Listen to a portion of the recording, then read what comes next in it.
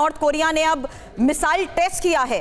2 ballistic missiles का test हुआ है। जापान के सागर में मलबा गिरा है। इस बारे में भी इंफॉर्मेशन आपके सामने होंगी, जहां किम जोंग उन रूस में है और आज सुबह ही नॉर्थ कोरिया ने 2 मिसाइलों का टेस्ट भी कर दिया है। हालांकि इस टेस्ट के मायने क्या हैं, यही डिटेल जानकारी अब आपके सामने, क्योंकि इस टेस्ट के जरिए क्या पश्चिम देशों को एक खास मैसेज देने की कोशिश की गई है, यही सबसे बड़ा सवाल है। और किम के ना रहने के बाद भी मिसाइल प्रोग्राम को लेकर यह सबसे बड़ी खबर सामने आई कि किम की मौजूदगी नहीं थी, बावजूद इसके मिसाइल प्रोग्राम जारी रखा गया। और यह मिसाइल प्रोग्राम जारी रखते हुए क्या संदेश दिया गया? हालांकि हमला करने की स्थिति में पलटवार करने की काबिलियत इसकी बताई जा रही है और रूस को भी यह मैसेज देने की कोशिश कि हम किसी से भी कम नहीं हैं।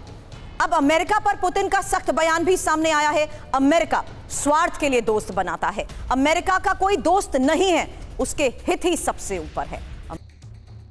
और आपको बताते हैं रूसी जमीन पर अब कैसे होने वाली है नॉर्थ कोरिया की एंट्री। ये सबसे बड़ी खबर है। आज पुतिन और किम जोंग के बीच डोनबास पर एक सहमति बनी है। और डोनबास पर क्या सहमति बनने वाली है, यही इंफॉर्मेशन अब आपके सामने, क्योंकि सबसे पहले जान लीजिए डोनबास को लेकर आज की सबसे बड़ी खबर का मतलब क्या है। डोनबास का वो इलाका नॉर्थ कोरिया को सौंप सकता है रूस। डोनबास के रिकंस्ट्रक्शन का जिम्मा नॉर्थ कोरिया के हाथ जा सकता है। और क्रीमिया पर कब्जे के लिहाज से जिस तरीके से डोनबास की अहमियत है, मनीष मैं चाहूंगी थोड़ी देर में आप इंफॉर्मेशन वॉल पर मुझे ज्वाइन करें, क्योंकि डोनबास पर फुल कंट्रोल का मतलब ही रूस की मजबूती है। और डोनबास रीजन रूस यूक्रेन के बीच विवाद की सबसे बड़ी वजह रही है। इसलिए इस मैप पर जरा गौर करिए, क्योंकि यह वो स्थिति थी जिसके तहत इस युद्ध की शुरुआत हुई है। किस तरीके से रशियन मिलिट्री ने कंट्रोल संभालते हुए, इन एरोज को देखिए, यह था वो पूरा रशिया का बॉर्डर एरिया, जहां पर ये रेड एरोज हैं, वो जगह जहां पर रूसी मिलिट्री ने पूरी तरीके से कंट्रोल संभालते हुए यूक्रेन का रुख किया। और ये वो डायरेक्शंस है जहां पर हमने देखा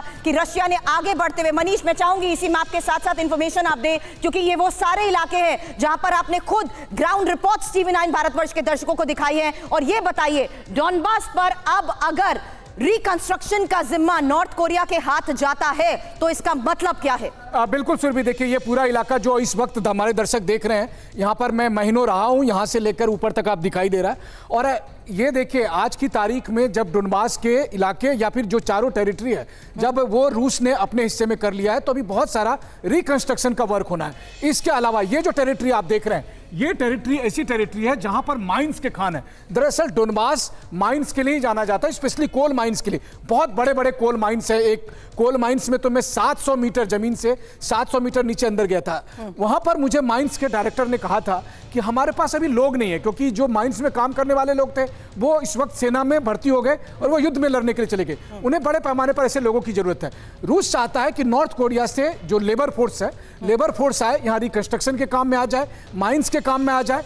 और दूसरी बात है, किम जोंग उनको लगता है कि नॉर्थ कोरिया के लोग जो कि कहीं पश्चिमी देश ना भाग जाए, हाँ। वैसी स्थिति में वो इस इलाके में रहेंगे, तो पुतिन के कंट्रोल में रहेंगे और वो पूरी तरह से किम के कंट्रोल में रहेंगे। तो अगर किम अपनी टेरिटरी से कभी भी किसी नॉर्थ कोरियन को बाहर जाने देगा, तो सोचिए कि उसका कितना ट्रस्ट है पुतिन पर कि वो अपने लोगों को यहाँ भेजने के लिए तैयार है। इससे उनके लोगों को रोजगार भी मिल जाएगा, अपॉर्चुनिटी भी तमाम मिलेगी। तो किम के लिहाज से आपने बताया, लेकिन पुतिन के लिहाज से अगर समझूं तो ये पूरा बॉर्डर एरिया खुल जाएगा और यहाँ पर सीधा एक्सेस भी होगा। और ये मान सकते हैं, जो अभी तक हम कहते थे कि कब्जे की बात कही जाती है, क्या अब रूस गवर्न करने के लिए भी तैयार होगा आने वाले वक्त में? देखिए, अगर गवर्न करने की बात हो तो मैं बताऊं, लुहांस्क 98% अभी रूस के कब्जे में है गवर्न की स्थिति में।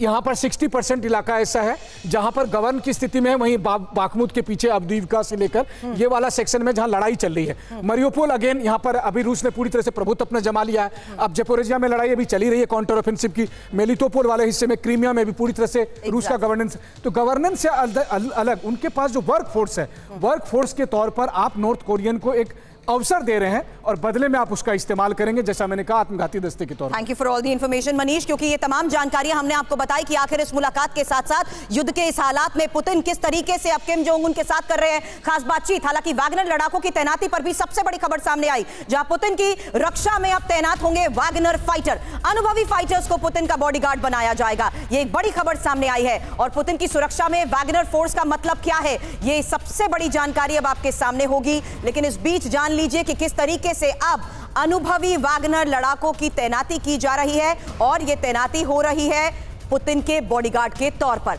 ये इंफॉर्मेशन अब आपके सामने, क्योंकि ये जान लीजिए कि किस तरीके से ये बड़ी खबर है कि पुतिन की सुरक्षा में अब वैगनर फोर्स होगी। वैगनर लड़ाकों को पुतिन की सुरक्षा में ही लगाया जाएगा और रूसी नेशनल गार्ड में वैगनर के स्पेशल लड़ाकों की भर्ती भी की जा रही है। हालांकि नेशनल गार्ड अनुभवी फाइटर्स की भर्ती हो रही है और बखमुत जैसे खतरनाक मोर्चे पर जंग लड़ने वाले लड़ाके पुतिन की अब सुरक्षा करने वाले, और पुतिन की सुरक्षा में अलग अलग लेयर्स में वैगनर लड़ाकों की तैनाती को लेकर ही यह सबसे बड़ी खबर सामने आई है।